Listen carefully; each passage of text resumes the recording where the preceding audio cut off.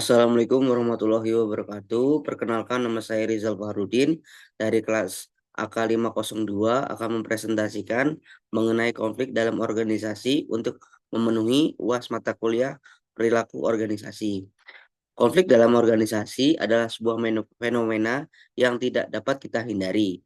Nah, konflik ini dapat bersifat positif dan atau negatif tergantung pada cara pengelolaannya. Penting untuk memahami penyebab dan cara penyelesaiannya konflik agar organisasi tetap produktif. Konflik dalam organisasi ini adalah materi sesi 14 dalam mata kuliah perilaku organisasi.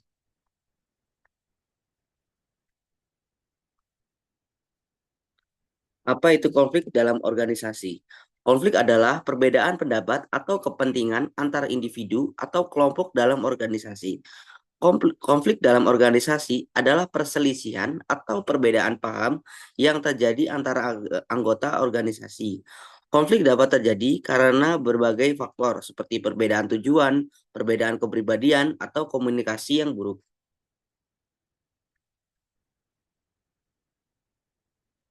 Nah, jenis-jenis konflik. Yang pertama yaitu konflik intrapersonal. Konflik intrapersonal ini terjadi dalam diri individu, misalnya kebingungan dalam mengambil keputusan.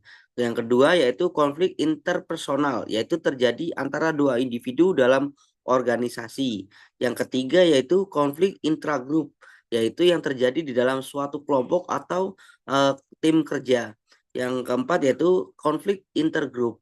Ya, konflik intergrup ini terjadi antara dua kelompok dalam satu organisasi. Yang kelima yaitu konflik organisasional, yaitu terjadi akibat kebijakan atau struktur organisasi.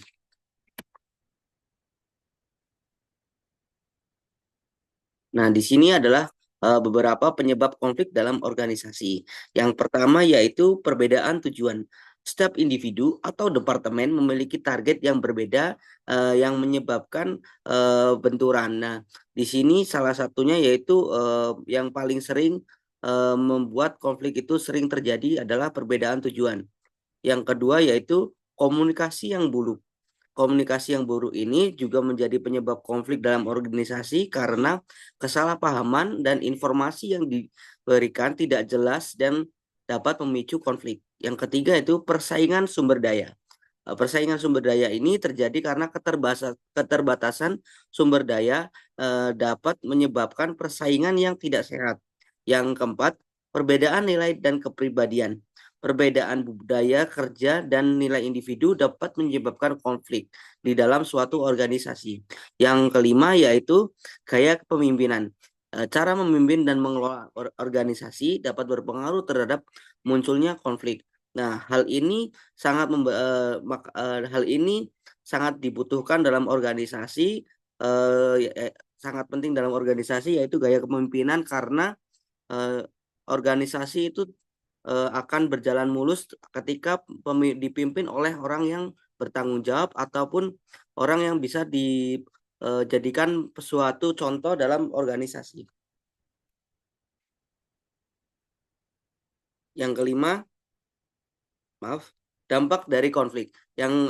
Dampak dari konflik ini juga ada dua dampak ya. Yang pertama yaitu dampak positif dan dampak negatif. Yang pertama yaitu dampak positif. Yang pertama itu meningkatkan inovasi dan kreativitas. Yang kedua yaitu mendorong komunikasi yang lebih baik. Yang ketiga yaitu memperjelas tujuan organisasi. Yang keempat yaitu memperkuat hubungan kerja jika dikelola dengan baik.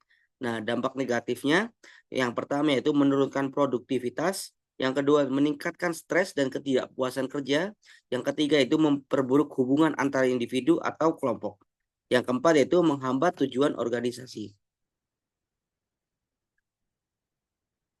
Strategi penyelesaian konflik. Yang pertama yaitu kolaborasi. Nah, di bagian strategi ini melibatkan kerjasama antar pihak-pihak yang berkonflik untuk menemukan solusi yang terbaik bagi semua pihak. Ya, pendekatan ini ideal dalam situasi di mana semua pihak memiliki kepentingan yang tinggi dan bersedia bekerja sama. Contohnya, tim dari kedua departemen berselisih melakukan diskusi yang bersama untuk mencari solusi terbaik bagi kedua pihak dengan cara kolaborasi. Yang kedua yaitu kompromi. Strategi ini melibatkan kedua belah pihak membuat konsensi agar tercapainya kesepakatan yang dapat diterima oleh sebuah pihak. Pendekatan ini cocok dalam situasi di mana penyelesaiannya harus cepat dan kedua pihak bersedia mengorbankan sebagai kepentingannya. Contohnya, dua rekan kerja yang berselisih tentang pembagian tugas akhirnya membagi pekerjaan secara merata. Hal ini bisa dilakukan dengan cara kompromi. Yang ketiga yaitu dengan cara menghindari. Strategi ini digunakan dengan menghindari konflik atau menundanya hingga waktu yang lebih tepat untuk menyelesaikannya. Cocok untuk konflik yang tidak terlalu penting atau jika situasi yang lebih mendesak. Contohnya, seorang manajer menunda pembahasan konflik kecil antara dua tim sampai rapat bulanan. Yang keempat yaitu kompetisi. Nah, strategi ini melibatkan satu pihak yang menang sementara pihak lain kalah dalam konflik. Strategi ini digunakan untuk keputusan harus diambil dengan cepat atau situasi yang darurat. Contohnya, seorang pemimpin proyek mengambil keputusan final tanpa konsensus karena tenggat waktu yang ketat. Yang kelima yaitu akomodasi. Nah, akomodasi ini adalah strategi yang dilakukan ketika salah satu pihak mengalah untuk menjaga hubungan baik atau menghindari eskalasi konflik.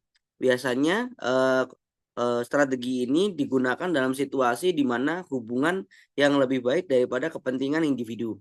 Contohnya, seorang karyawan mengalah dalam perdebatan kecil dengan rekan kerjanya untuk menjaga harmoni tim.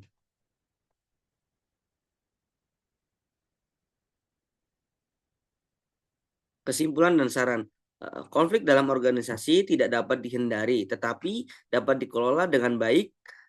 Dua, penting bagi pemimpin dan anggota organisasi untuk memahami sumber konflik.